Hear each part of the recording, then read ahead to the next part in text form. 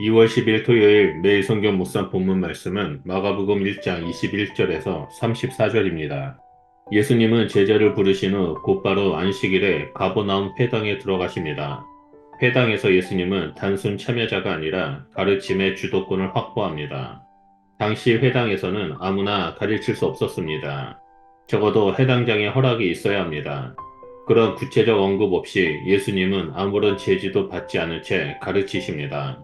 더욱이 그 가르침을 듣던 사람들이 깜짝 놀라는데 율법 교사인 서기관들보다 더 권위 있는 가르침이기 때문입니다. 하나님의 아들 예수 그리스도가 선보인 공생의 첫 모습은 권세 있는 가르침입니다. 마치 회당에 더러운 귀신 들린 사람이 있었습니다. 귀신 들린 사람이 예수님의 가르침에 반응합니다. 먼저 귀신은 예수님이 자신들을 멸하러 오셨다라는 사실을 인지합니다. 우리가 당신과 무슨 상관이 있나이까? 라는 수사적 질문은 사실상 우리를 떠나소서라는 절규입니다. 귀신은 예수님이 누구시며 왜 오셨는지, 그의 오심이 자기들에게 무엇을 의미하는지 분명히 알고 있었습니다. 그 다음 등장하는 하나님의 거룩한 자는 이야기 속에서 귀신만 아는 사실입니다. 드디어 예수님의 반응이 이어집니다. 권세 있는 가르침이 이어지는 권세 있는 행동으로 귀신을 쫓아냅니다. 예수님의 축기 사역은 복음 전파, 가르침, 병고침과 함께 병행되는 하나님 나라 사역의 핵심 요소입니다. 꾸짖어라는 단어는 예수님의 권세 있는 선언으로 축기 시 귀신을 굴복시키는 전문 용어로 자주 등장합니다.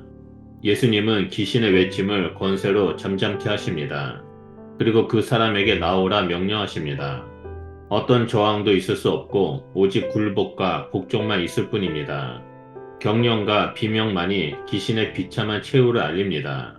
그동안 귀신의 통치 아래 있던 그 사람은 새로운 질서와 권위 아래 치유와 회복을 경험합니다. 그는 능력이 많으신 하나님의 아들, 곧 하나님의 거룩한 자의 놀라운 권위를 맛본 첫 번째 수혜자입니다. 이를 옆에서 지켜본 회당 안에 있는 사람들이 웅성대며 서로 심각하게 말을 주고받습니다. 그리고 토해내는 말이 권위 있는 새 교훈입니다. 이 일로 인해 예수님의 명성은 사람들의 입소문을 타고 사방으로 퍼져갔고 갈릴리의 사역의 바람은 점차 거세집니다. 예수님은 가르침과 축기를 행하시고 난 후 제자들과 함께 회당에서 나옵니다. 그리고 바닷가에서 가장 먼저 부르셨던 두 형제 시몬과 안드레의 집으로 야고보와 요한과 함께 방문합니다. 예수님의 방문은 새로운 사건을 기대케 합니다. 시몬과 그의 동생 안드레의 집으로 소개했는데 그곳은 베드로와 장모가 있었습니다. 그녀는 열병에 걸려 누워 있었습니다.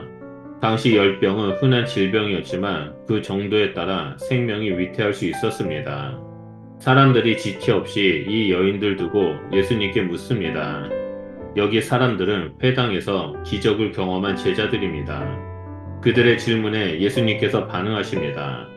나아가사라는 말은 그녀에게 가까이 다가가심을 의미합니다. 어떤 행위도 없이 예수님은 곧바로 손을 잡아 누워있는 그녀를 일으키자 열병이 떠납니다. 회당에서 공적으로 보여주신 새로운 권위는 이렇게 제자들의 사적 공간에서도 능력을 발휘합니다. 회복한 베드로의 장모가 수종을 듭니다. 날이 저물자 사람들이 각종 병자들과 귀신 들린 자들을 예수님께 데려옵니다. 회당과 베드로의 집에서 보여주신 예수님의 능력에 대한 소문이 금세 가버나움에 퍼진 것입니다. 온 동네 사람들이 그 문 앞에 운집했습니다. 졸지에 베드로의 집이 치유센터가 된 것입니다. 해가 졌다라는 것은 하루의 끝을 의미합니다. 그러나 예수님은 몰려든 사람들을 외면하지 않고 정성껏 치유해 주십니다. 많은 질병을 치유하시고 많은 귀신을 내쫓으며 권위 있는 영육의 치유 사역을 수행하십니다. 하나님의 거룩하신 자가 가져오신 새 시대는 예수 그리스도 안에서 회복과 치유의 새 질서를 맛보는 시대입니다. 특별히 귀신을 내쫓으실 때 앞서 회당에서 그러셨듯이 귀신들에게 침묵을 명하십니다. 귀신의 권세를 철저히 무력화하는 예수님의 권세가 다시 한번 강조된 것입니다.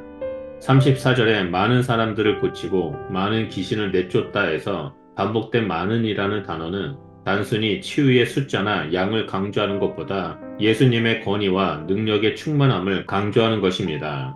예수님이 고치거나 치유하지 못할 질병이 없었다라는 것을 강조합니다. 마가는 예수님께서 숨가쁜 일정을 소화하는 모습으로 사역을 보여주고 있습니다. 가르침과 병고침, 귀신 축출 등 많은 사역의 연속입니다. 이 모든 사역이 우리를 구원하시고자 하시는 예수님의 열심입니다. 지금 이 순간에도 예수님은 우리를 위해 일하고 계십니다. 우리가 예수님의 은혜와 구원 그리고 일하심을 경험하기 위해서는 삶의 모든 부분에서 예수님의 도우심이 필요함을 인정해야 합니다. 병자와 귀신 들린 자들이 예수님을 만나 고침을 받았던 것처럼 우리도 예수 그리스도 앞에 나아가 만나야 합니다. 믿음으로 예수님을 인정하고 기대할 때 우리의 삶은 예수님으로 말미암아 회복되어집니다. 삶의 모든 문제의 유일한 해결책은 예수 그리스도 한 분이십니다. 다른 해결책은 이 땅에 없습니다. 그러므로 오늘 하루도 예수님의 주권을 인정하며 겸손히 나아가 주님과 동행하는 삶을 살아가는 복된 그리스도인이 되시기를 축복합니다. 기도하겠습니다. 하나님 감사합니다. 오늘 말씀을 통해서 예수님께서 이 땅에 오셔서 우리를 구원하시고 회복시켜 주시는 그 가정들을 보게 해주셔서 감사드립니다.